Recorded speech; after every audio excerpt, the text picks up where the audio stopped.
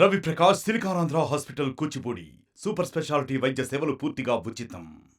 తెలంగాణ చరిత్రలో ఇది చారిత్రక దినము.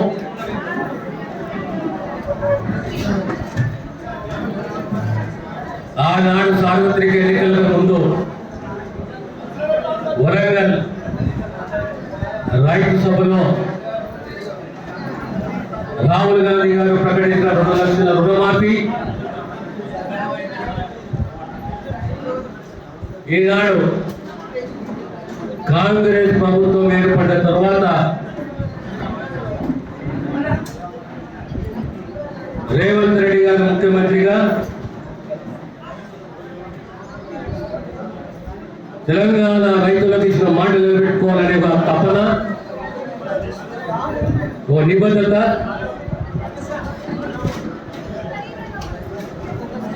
ఎట్టి పరిస్థితుల్లో ఆగస్టు 15 కన్నా ముందు 2 లక్షల రుణమాఫీ చేయాలి.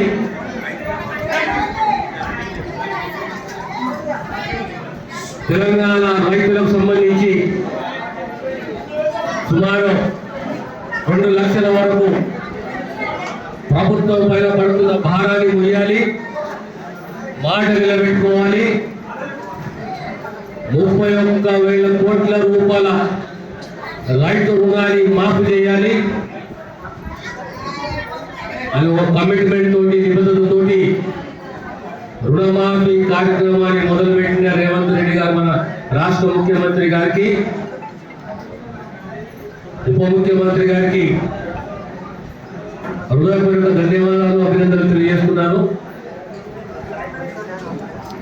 మొదటి విడత 1 లక్ష రూపాయల వరకు రాబోయే 10 రోజులలో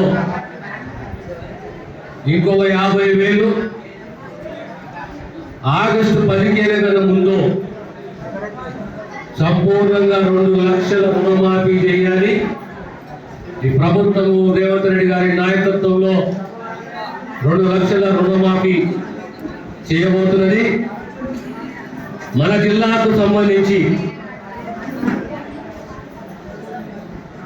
సుమారు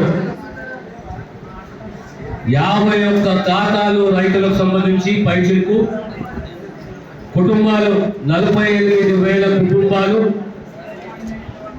రుణమాఫీ జరిగింది.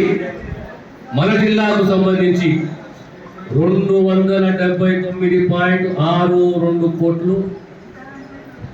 అందులో అత్యధికంగా ఖాతాలు ఉన్నాయి అందోళన ప్రాంతానికి సంబంధించిన రైతులే. 20,000 పైచిలకు ఖాతాలు. Student-led startups. Connect with investors. Various internship opportunities. KL, deemed to be university. అందోళన ప్రాంతానికి తెలిసిన రైతుల ఖాతాలే 107 కోట్లు అందోళన ప్రాంతానికి సంబంధించిన రైతుల రుణమాఫీ జరిగింది. యావత్ తెలంగాణలో ఇతర నియోజకవర్గంలో హైయెస్ట్ రుణమాఫీ జరిగింది మొదటి విడతలో. అంటే ప్రధానంగా ఉన్నది అందోళన 107, ఆ తర్వాత 103, 104 కోట్లు. కానీ అందోళన రైతులకు సంబంధించి 107 కోట్ల రూపాయల రుణమాఫీ చేసింది కాంగ్రెస్ ప్రభుత్వం. ఏ వాగ్దానాలు చేసినామో ఆ వాగ్దానాలకు కట్టుబడి ఉన్నాము. రైతు సంక్షేమము, వ్యవసాయం దండుగ కాదు పండుగ. గతంలో 2009లో కూడా ఆనాడు కాంగ్రెస్ యూపీఏ సర్కారు ప్రభుత్వము మన్మోహన్ సింగ్ గారు, రాష్ట్రంలో రాజశేఖర్ రెడ్డి గారు ఆనాడు రుణమాఫీ చేయడం జరిగింది.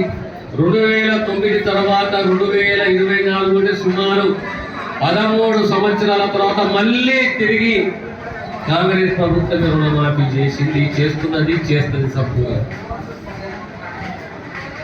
ప్రజల సంక్షేమమే కానీ, రైతుకు భద్రతనే కానీ, విశ్వాసమే కానీ, విశ్వసనీయతనే కానీ, రాష్ట్ర అభివృద్ధి కానీ కాంగ్రెస్ ప్రభుత్వం రేవంత్ రెడ్డి గారి నాయకత్వంలో కట్టుబడినది.